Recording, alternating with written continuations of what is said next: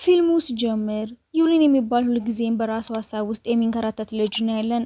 እራሱንም እንደ ብቸኛ ተኩላ የሚቆጥርና ሰዎችን ከግፍ ለማዳን የሚመኝ ልጅ ቢሆንም እውነታው ግን ሴቶችን በጣም የሚፈራ ልጅ ነበር። በራሱ ሀሳብ ተወጦ ያለም የክፍል አለቃው መታ፣ አንተ ዝንጀሮ ለምን ወደ ክፍል አትገባም?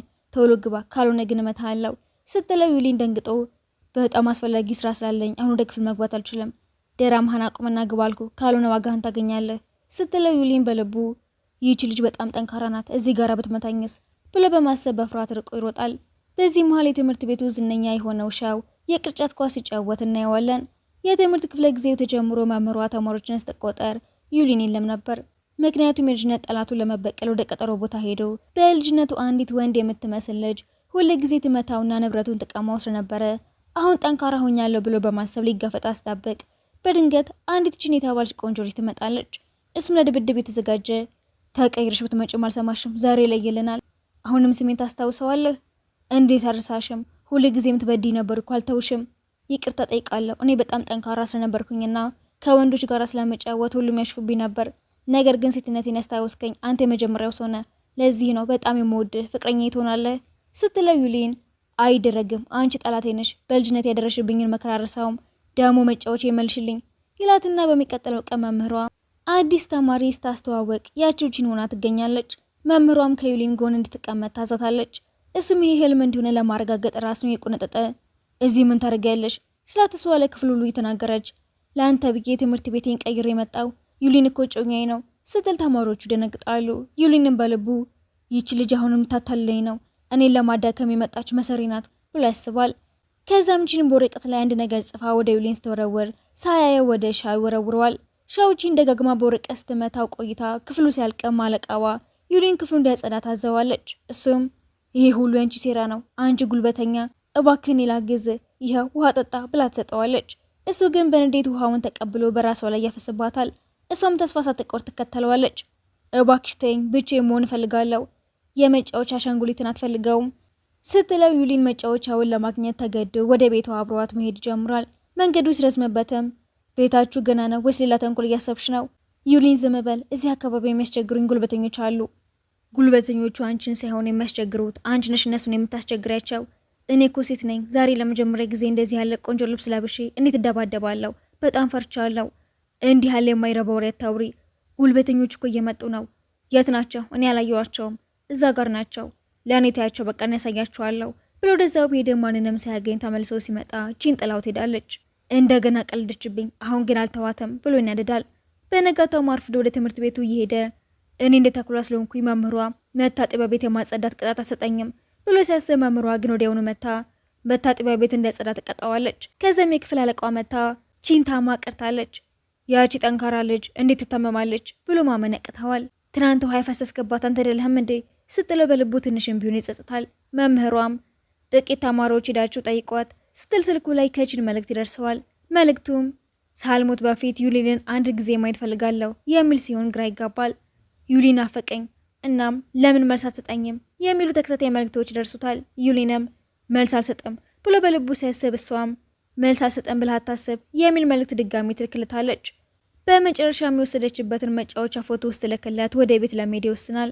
እሷም ሊመጣ ስለሆነ በደስታ እየጨፈረችና ሜካፖን የተቀባይ ትቆያለች። የቤት ደወል ይጮኋል። ዩሊን መጣ ብላ በኩራት በሩን ስትከፍተው ግን አለቃዋ ቆማለች። ታመሻል መሰለኝ፣ ጸጉርሽ ምርጥብ ነው ብላ ፎጣ ስትሰጣት በድንገት ተንሸራታ ቺንም ትወድቅና በዛው ሰዓት እሱም ደርሶ ለአለቃዋ ተጨንቆ ደህንነቷን አስጠይቀም ቺን በቅናት ታማሚያው እኮ እኔ ነኝ። ዩሊንም ፊቷን አይቶ ከዱቄት ከረጢት የወጣሽ ነው እኮ የምትመስሊው፣ መጫወቻዬን ስጭኝና ልሄድ። የክፍል አለቃዋ የሰጠችኝን ፍራፍሬ የሆነ ነገር ሆኖብኛል መሰል፣ ፍራፍሬውን የገዛሁት እኮ እኔ ነኝ ብሎ ይነድዳል። በፊልም ላይ ጀግናውና ጀግናው ሲጋቡ እኮ ክፉዎቹ ብቻቸውን ያለቅሳሉ እያለች ውስጥ ታላግጥበት መጫወቻዬን ብቻ ስጭኝ ይላትና በመጨረሻ መጫወቻውን ትሰጠዋለች። ዩሊንን በደስታ ይዘውት ይወጣል። አለቃዋም ሁሌ ጊዜ ሰውን መበጥበጥ ራስን አሻሽል ብላ ተመክረዋለች። እሱም ብቻውን ቀርቶ ሁሌም የሚበጣበጡኝ እኮ እነሱ ናቸው እንጂ እኔ አይደለሁም ብሎ እያሰበ ወደ ቤቱ ሲገባ አባቱ ታሞ አግኝቶት ወደ ክፍሉ ወስዶ ምግብ አብስሎ ወደ ክፍሉ ገብቶ ከሚወደው አሻንጉሊት ጋር ማውራት ይጀምራል። በዚህ መሃል የልጅነት ትዝታው በአእምሮ ይመላለሳል። ቤቱ በእሳት ሲቃጠል ወንድሙ ራሱ ላይ ውሃ አፍስሶ ሰዎችን ለማዳን ወደ ውስጥ ሲገባ ዩሊን እያለቀሰ ይመለከተው ነበር። ከዛም የእናቱን ስልክ ተቀብሎ ካወራ በኋላም እናቱ ቤቱን ጥላ ስትሄድ የነበረውን አስከፊ ትዝታ ያስታውሳል። በጣም አዝኖም ብዙ የሚሰሩ ስራዎች ያሉ ይመስለኛል እያለ በድንገት ከአሻንጉሊቱ ውስጥ የወንድሙ ህልም የያዘን ወረቀት ይወድቃል።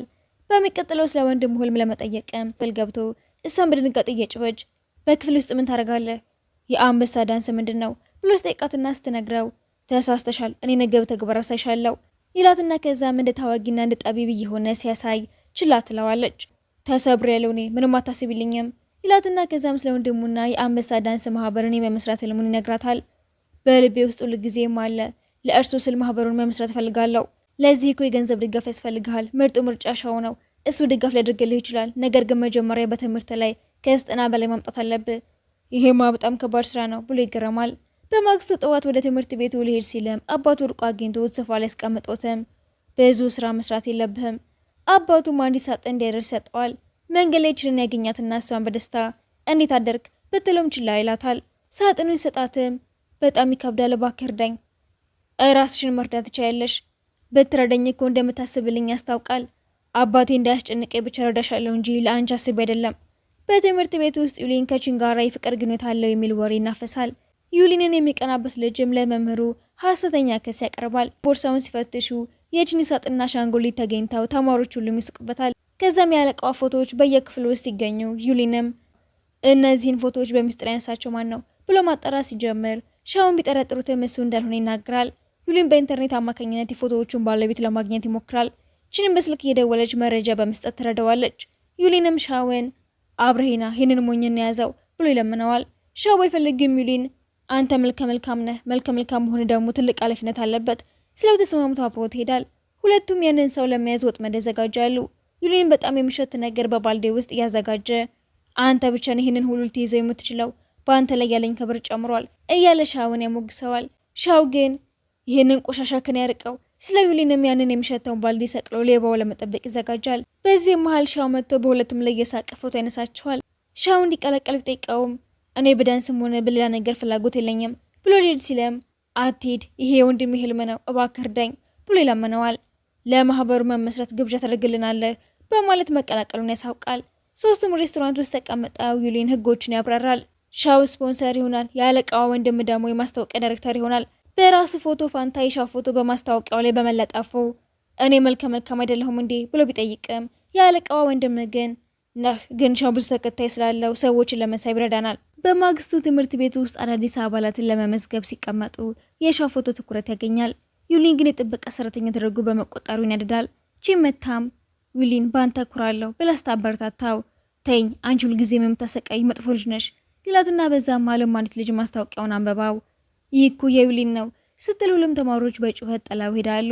እሱም በእንዴት ሲወጣ ቺን ተከተላው እባክህ አባል አድርገኝ እሺ እስክትለኝ እጅን አለቀውም እያለች ውስጥ ለማመጣው እጁን በእንዴት ሲያለቅቃት ወድቃ መልቀስ ትጀምራለች። እሱም ደንግጦ ምን ሆንሽ ተጎዳሽ እንዴ ብሎ ሲያነሳተም አዎ ህመም ይሰማኛል፣ እዚህ ቆይ አሁኑን እመልሳለሁ ብሎ ንጽህና መጠበቂያ ለመግዛት ወደ ሱቅ ሄዳል።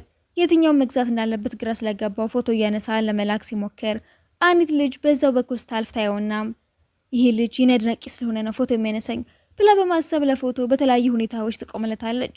ከዛም ወደ ዩሊን ቀርባ በጣም እንደምታደንቀኝ ያውቃለሁ ፎቶ ያሳየኝ ስትለው ዩሊን በንቀት መድኃኒትሽን መውሰድ ረስተሽ ነው፣ ከዚህ 200 ማይል ርቆ ወደ እብዶች ሆስፒታል የሚወስድሽ ባስ ታገኛለሽ ብለሽፍባታል። ወደ ክፍል ሲመለስም አንድ ስልክ በስጦታ መልክ ደርሰዋል።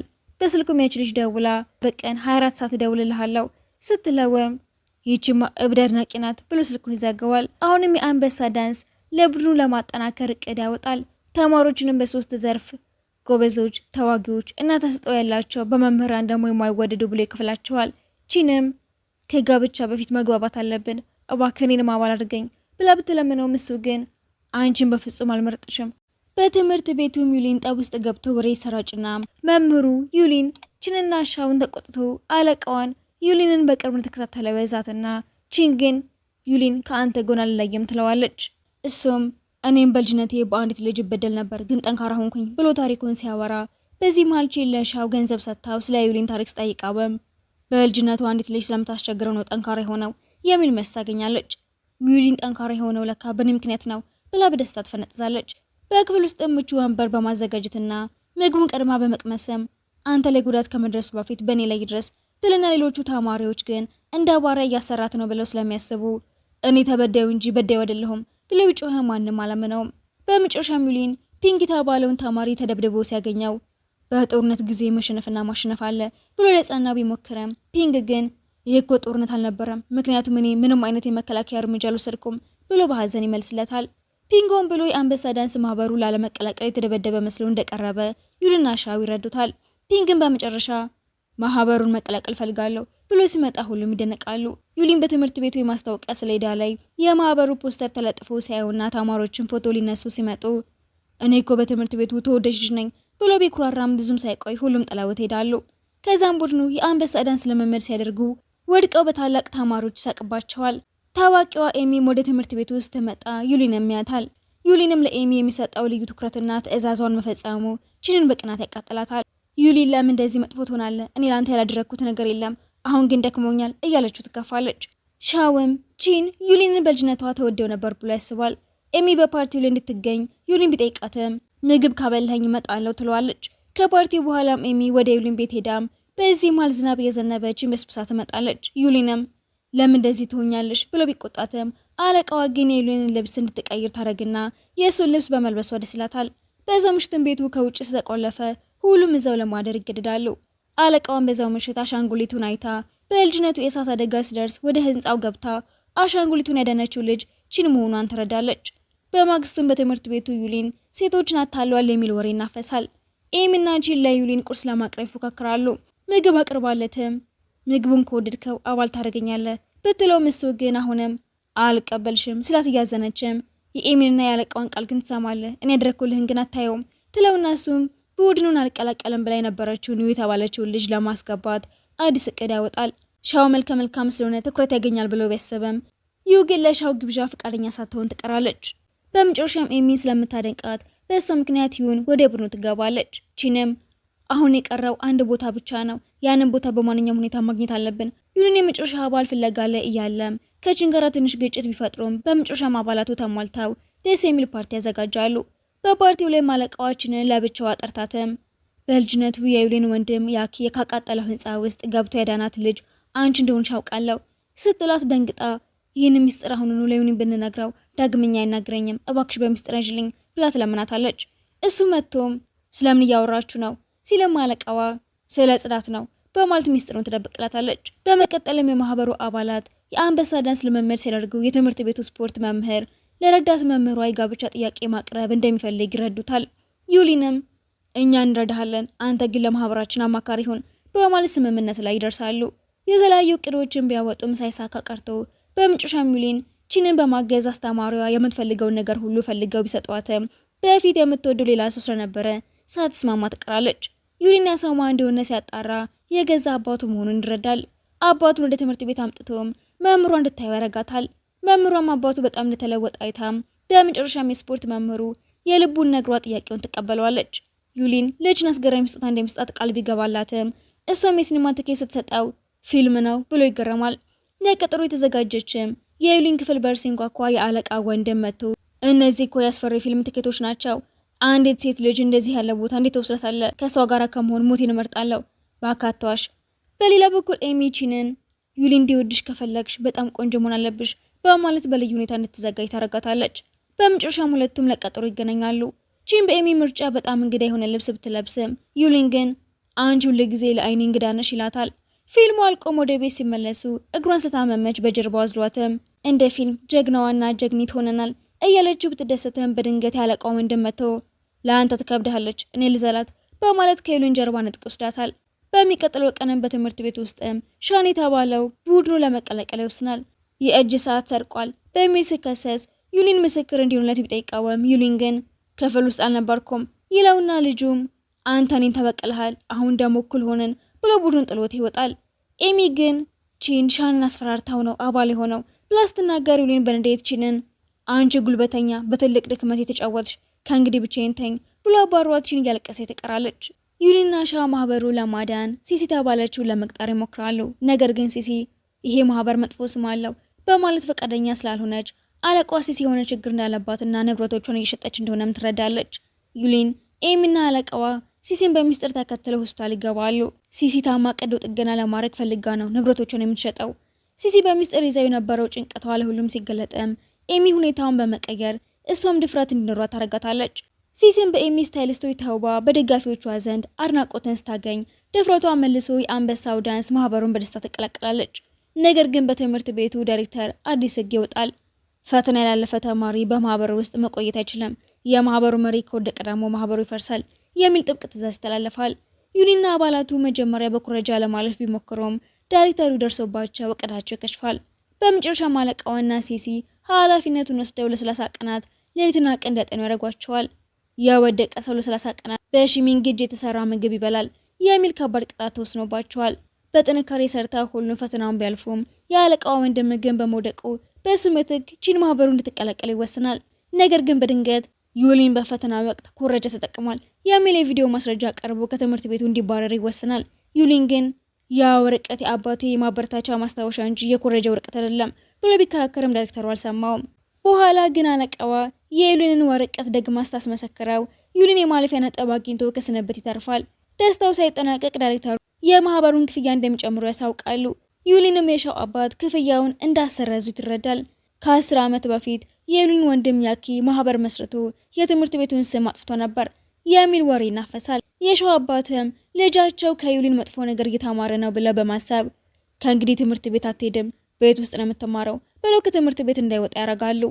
የሻው አባትም ልጃቸው ወደ ትምህርት ቤት እንዳይሄድና እቤት ሆኖ እንዲማር መወሰናቸውን ሲሰማ ዩሊን በድንጋጤ ቤቱ ቤድም ዘበኞቹ ግን ስላላስገቡት ከአለቃዋ ጋራ በፖስት ካርድ አማካኝነት ለሻው ምስጢራዊ መልእክት ለመላክ ቢሞክሩም አባቱ ግን ደርሶበት ከዛሬ ጀምሮ ሁሉም በሮች ይዘጉብሃል፣ ካልሆነ ግን ወደ ውጭ ሀገር እልክሃለሁ ብሎ ያስፈራረዋል።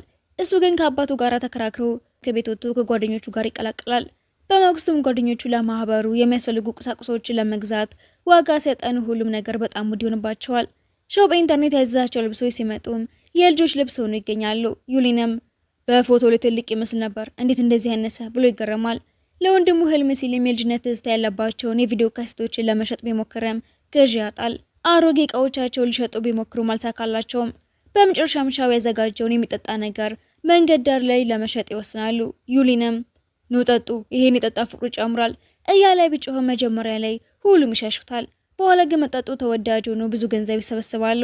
ደስታቸው ግን ብዙም ሳይቆይ ያለቃዋ ወንድም ይህንን መጠጥ የጠጡ ተማሪዎች ሆዳቸውን ታመዋል የሚል መጥፎ ዜና ይዞ ይመጣል። ዳይሬክተሩም ዩሊን የሕክምና ወጪውን እንዲከፍል ያዛሉ። በዚህም የሰበሰቡትን ገንዘብ ሁሉ ይባክናል። ዩሊን ግን ተስፋ ሳይቆርጥ አንድ ሰው ሆን ብሎ ያደረገው ነው ብሎ በማሰብ ከአሮጌ እቃዎች አዳዲስ አልባሳትንና የዳንስ መሳሪያዎችን ያዘጋጃሉ።